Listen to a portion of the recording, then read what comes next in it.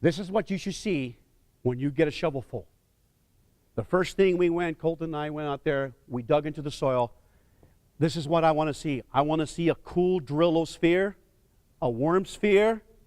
I want to see detritosphere, residue. I want to see a gratisphere, that's the cottage cheese, the little aggregates, the little BBs. I'll show you a picture of it. And the porosphere is in the agratosphere, and the rhizosphere.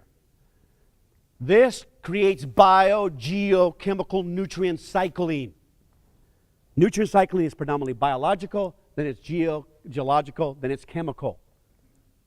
Now, these are the researchers, Dr. Baer, Coleman, Grossley, Hendricks, Odom. This is not what Ray made up. The reason they call them spheres is because it's an area of influences. So in other words, when you dig that soil, you should have an earthworm present.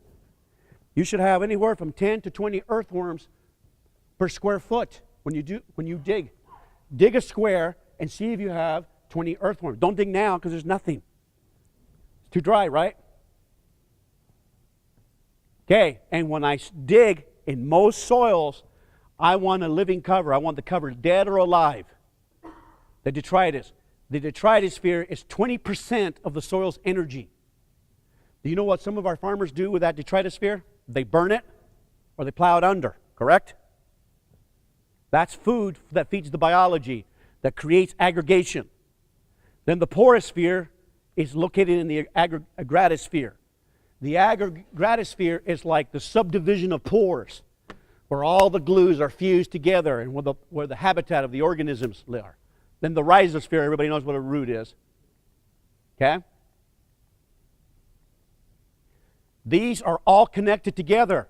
If one is missing, something's wrong. So when you dig that shovelful, I want to see residue. When you dig your pasture, you should see a detritus.